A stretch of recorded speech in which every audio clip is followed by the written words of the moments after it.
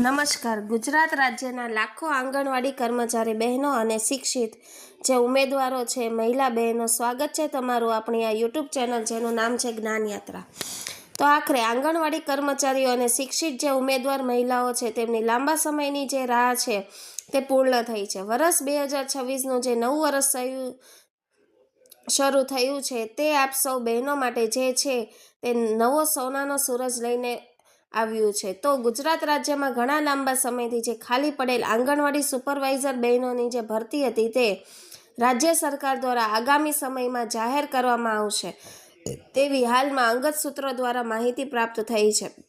તો જાણીશું આજના વિડીયોમાં આપણે બહેનો વિગતવાર કે ગુજરાત રાજ્યના મહિલા અને બાળ વિકાસ વિભાગના નેજા હેઠળ ICDS પ્રોજેક્ટમાં આંગણવાડી જે સુપરવાઇઝરની ભરતી છે તે ક્યાં સુધીમાં જાહેર થશે. જિલ્લાવાર જે ગુજરાત રાજ્યના અલગ અલગ જિલ્લાવાર કેટલી જગ્યાઓ ખાલી હશે, લાયકાત શું હશે, પગાર ધોરણ શું મળશે અને તેની પસંદગીની પ્રક્રિયા કઈ રીતની હોય છે તેના વિશેની સંપૂર્ણ માહિતી આજના વિડીયોમાં બહેનો સુધી પહોંચાડીએ. તો વિડીયોના અંત સુધી તમે બન્યા રહેશો.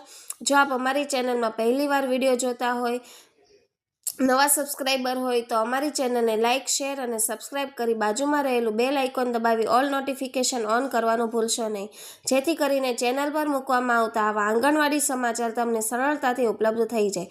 તો ગુજરાત રાજ્યના મહિલા અને બાળ વિકાસ વિભાગ દ્વારા ઘણા લાંબા સમયથી ખાલી પડેલ આંગણવાડી સુપરવાઇઝરની ભરતી માટે કવાયત હાથ ધરવામાં આવી છે. ગુજરાત રાજ્યના મહિલા અને બાળ વિકાસ વિભાગ દ્વારા ટૂંક સમયમાં જ નોટિફિકેશન બહાર પાડવામાં આવશે અને ગુજરાત રાજ્યના મહિલા અને બાળ વિકાસ વિભાગમાં આંગણવાડી સુપરવાઇઝરની ખાલી અંદાજિત 2,000 થી 3,000 જગ્યાઓ ભરવાની કવાયત હાથ ધરાઈ છે તેવી માહિતી પ્રાપ્ત થઈ છે.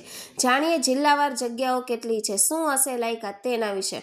તો ગુજરાત રાજ્યમાં મહિલા અને બાળ વિકાસ વિભાગના નેજા હેઠળ કામ કરતી આંગણવાડી વ્યવસ્થા રાજ્યની સૌથી મહત્વની સામાજિક યોજનાઓમાંની એક છે. રાજ્યભરમાં લાખો બાળકો, ગર્ભવતી મહિલાઓ અને ધાત્રી માતાઓને પોષણ, શિક્ષણ અને આરોગ્ય સેવાઓ પૂરી પાડવામાં આંગણવાડી કેન્દ્રો મહત્વની ભૂમિકા ભજવે છે. આ સમગ્ર વ્યવસ્થાનું સુચારુ સંચાલન થાય તે માટે આંગણવાડી સુપરવાઇઝરનો હોદ્દો પણ અત્યંત મહત્વપૂર્ણ ગણાય છે. વર્ષો બાદ હવે ગુજરાત રાજ્ય સરકાર દ્વારા આંગણવાડી સુપરવાઇઝરની ભરતી જાહેર કરવામાં આવી છે, જેને લઈને ઉમેદવારોમાં ભારે ઉત્સાહ જોવા મળી રહ્યો છે. ખાસ કરીને આંગણવાડી વર્કર્સ, હેલ્પર્સ એટલે કે તેડાગર અને શિક્ષિત ઉમેદવાર મહિલાઓ માટે આ ભરતી સુવર્ણ તક સમાન છે. આંગણવાડી સુપરવાઇઝર ભરતીનું મહત્વ. તો આંગણવાડી સુપરવાઇઝરો એ આંગણવાડી કાર્યકર અને તેડાગર વચ્ચેનું સંકલન કાર્ય કરે છે.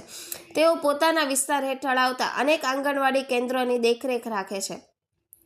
ખાસ કરીને એક આંગણવાડી સુપરવાઇઝરને ઓછામાં ઓછા 20 થી 25 આંગણવાડી કેન્દ્રોની દેખરેખ રાખવા માટે નિયુક્ત કરવામાં આવે છે. સુપરવાઇઝરોની મુખ્ય જવાબદારીમાં તો જે તમને આ ફાળવવામાં આવેલ જે આંગણવાડી કેન્દ્રો હોય 20 થી 25 તેમની નિયમિત તપાસ, તે આંગણવાડી કેન્દ્રોમાં પોષણ યોજનાનું યોગ્ય અમલીકરણ અને તે આંગણવાડી કેન્દ્રોમાં આવતા બાળકોના આરોગ્ય અને વૃદ્ધિ પર નજર રાખવી તેમજ જે આંગણવાડી કેન્દ્રોમાં સરકારના નીતિ નિયમ મુજબના રેકોર્ડો અને રિપોર્ટ તૈયાર કરાવવા સાથે જ આંગણવાડી કર્મચારી જે કાર્યકર અને તેડાગર બહેનો છે તેમને યોગ્ય માર્ગદર્શન આપી અને સરકારી યોજનાઓનો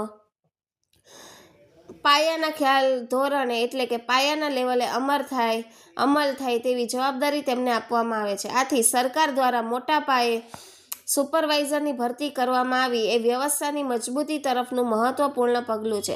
ભરતી જાહેર થવાની વાત કરીએ તો છેલ્લા કેટલાક વર્ષોમાં અનેક સુપરવાઇઝરો નિવૃત્ત થયા છે અને ઘણા લાંબા સમયથી ગુજરાત સરકારના મહિલા અને બાળ વિકાસ વિભાગ દ્વારા આ ભરતી બહાર પડાઈ નથી.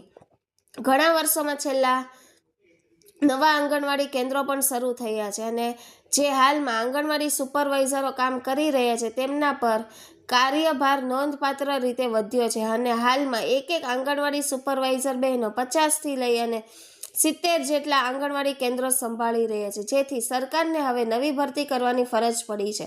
આ કારણોસર રાજ્યમાં લાંબા સમયથી સુપરવાઇઝર પદો ખાલી હતા. આ અંગે આંગણવાડી કર્મચારીઓના વિવિધ સંગઠનો દ્વારા પણ સતત માંગ કરવામાં આવી રહી હતી.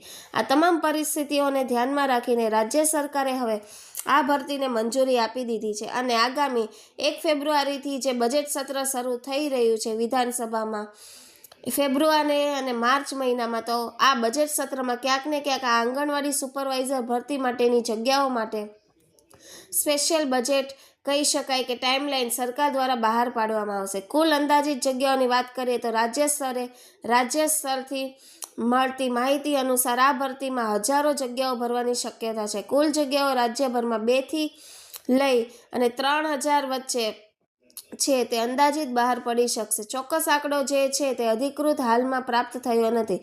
જિલ્લાવાર જગ્યાઓની વાત કરીએ તો નીચે આપેલ જિલ્લાવાર અંદાજિત જગ્યાઓની વાત કરીએ તો અમદાવાદમાં 150, સુરત જિલ્લામાં 140 આંગણવાડી સુપરવાઇઝરની ભરતી થશે. વડોદરામાં 120, રાજકોટમાં 110, બનાસકાંઠામાં 100, મહેસાણા જિલ્લામાં 90, જૂનાગઢ જિલ્લામાં 85, ભાવનગરમાં 80, પંચમહાલમાં 75, સાબરકાંઠામાં 70, ખેડા જિલ્લામાં 65, આણંદમાં 60, જામનગરમાં 55, અમરેલીમાં 50, ગીર સોમનાથ જિલ્લામાં 45, દાહોદ જિલ્લામાં 45, છોટાઉદેપુરમાં 40, નર્મદા જિલ્લામાં 35 આંગણવાડી સુપરવાઇઝરોની ભરતી, તાપી જિલ્લામાં 30, ડાંગમાં 20. આમ કુલ મળીને 2 થી 3,000 જેટલી જગ્યાઓ જે છે તે ટૂંક સમયમાં બહાર પડી શકે છે. આ આંકડા અધિકૃત તો નથી, પરંતુ આ એક અંદાજિત સંભવિત હાલમાં પ્રાપ્ત થયેલ આંકડો છે. શૈક્ષણિક લાયકાતની વાત કરીએ તો આંગણવાડી સુપરવાઇઝર માટે સામાન્ય રીતે નીચે મુજબની લાયકાત નક્કી કરવામાં આવી છે.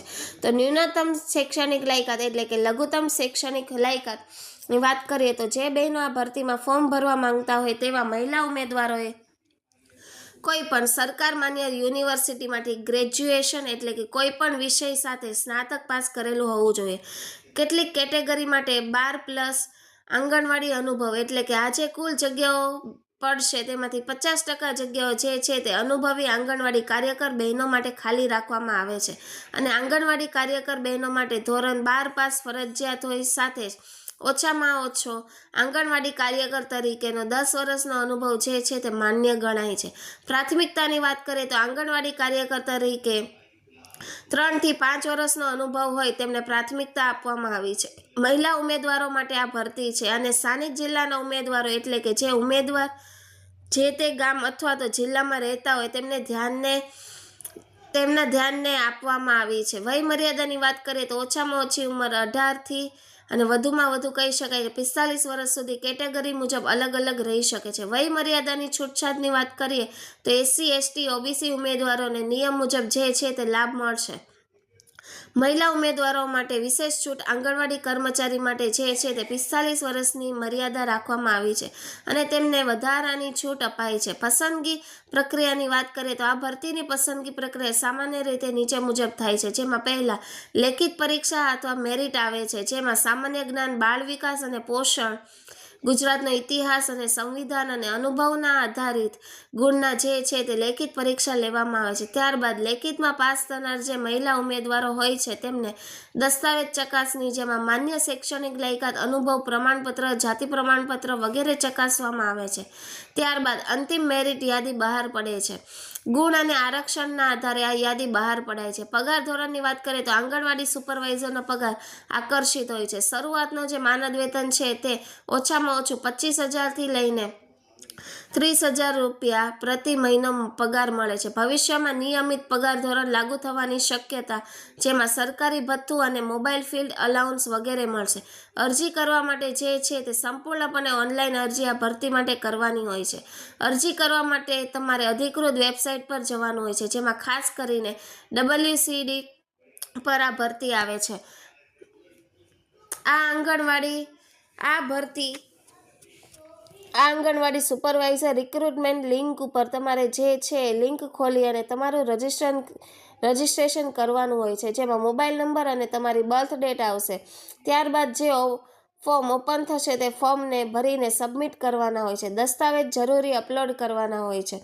અને જો કેટેગરી વાઇઝ જો કહી શકાય કે જો ભરતીમાં ફી ભરવાની રાખી હોય, ખાસ કરીને ઓપન અને OBC ઉમેદવારો માટે ફી રાખવામાં આવી હોય છે, તો આ ફી ભરવાની અને ફોર્મ સબમિટ કરવાનું હોય છે. મહત્વની તારીખની વાત કરીએ તો નોટિફિકેશન જે છે તે જાન્યુઆરી અથવા તો ફેબ્રુઆરી મહિનામાં બજેટ પહેલાં સરકાર બહાર પાડી શકે છે. અરજી જે છે તે નોટિફિકેશન શરૂ થયા પછી ચાલુ થશે. અરજી કરવા માટે ઓછામાં ઓછો 20 થી 30 દિવસનો સમયગાળો મળે છે અને ત્યારથી લઈ અને 2 થી 3 મહિનાની અંદર આ ભરતી પ્રક્રિયા જે છે તે પૂર્ણ થાય છે. ઉમેદવારો માટે તમામ દસ્તાવેજો તૈયાર રાખો. અનુભવનું પ્રમાણપત્ર જે છે તે ખાસ મહત્વનું છે, તે પણ રાખી દો. ખોટી માહિતી ફોર્મ ભરતી વખતે ના આપો અને અધિકૃત વેબસાઇટ પર નજર રાખો. ગુજરાત આંગણવાડી સુપરવાઇઝરની ભરતી રાજ્યની મહિલાઓ અને આંગણવાડી કર્મચારીઓ માટે એક મહાન અવસર છે.